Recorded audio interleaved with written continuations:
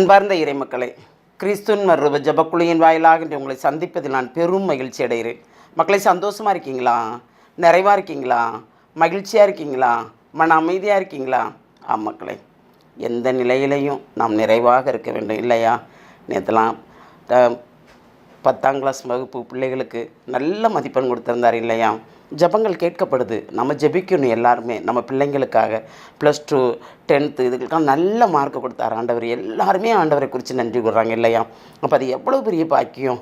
அதனால் நம்ம ஒவ்வொரு நாள் அவருக்கு நன்றி சொல்ல வேண்டும். இன்றைக்கி அவர் நமக்கு என்ன செய்து தர்றார் பார்ப்போமா? நீதிமொழிகள் நூல் அதிகாரம் 8 இறை வார்த்தை 1-5 முடிய. ஞானம் அழைக்கின்றதோ, மெய்யறிவு குரல் எழுப்புகின்றதோ, வழியருகில் உள்ள உயரமான இடத்திலும் தெருக்கள் கூடும் இடத்திலும் அது நிற்கின்றது.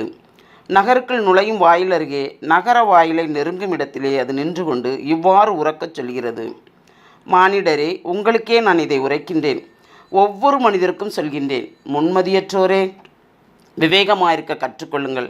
மதிகேடரே, உணர்வை பெறுங்கள். Praise the Lord. ஏனென்றால் ஒவ்வொரு நாளும் நம்ம விவிலியம் இறைவார்த்தை எடுத்து வாசித்தா அதில் கிடைக்கின்ற ஞானமும் நுண்ணறிவும் நுண்மதியும் விவேகமும் நிறைவாக நம்மளை வழிநடத்தும். நாம் இறைவார்த்தை வாசிக்கின்றவர்களாக இருக்கிறோமா? அதை கேட்டுட்டு அப்படியே விடுறவங்களாக இருக்கிறோமா?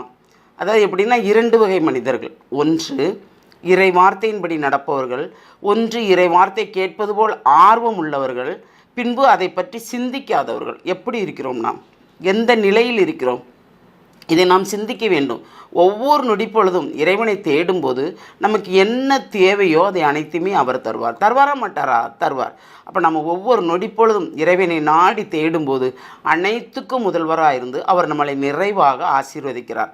அந்த ஆசீர்வாதத்தை கேட்டு தான் நாம் ஒவ்வொரு நாளும் 5 நிமிஷம் தான் மக்கள் இந்த இறைவார்த்தையை கேட்டு அதை எடுத்து நீங்கள் படிக்கும்போதே மீண்டும் ஒரு நேரம் அப்படி படிக்கும்போதே அதில் உங்களுக்குள்ள வார்த்தை என்ன என்பது தெரியுமா தெரியாதா? சொல்ல இப்போ ஆள் இல்லை, இறைவார்த்தை சொல்வதற்கு யாரும் இல்லை இல்லையா? ஆனால் கேட்பதற்கும் ஆள் இல்லை. ஓடுறோம், நம்ம எங்கே இறைவார்த்தை கிடைக்குன்னு ஓடுறோம். ஆனால் அதை நிறைவாக செயல்படுத்தி நாம் கடைபிடிக்கிறோமா? சிந்திப்போமா? எல்லாம் வல்ல இறைவா, ஆண்டவரே, உம்முடைய இரக்கத்துக்குள் எங்களை முழுமையாக ஒப்புக் கொடுக்கிறோம்.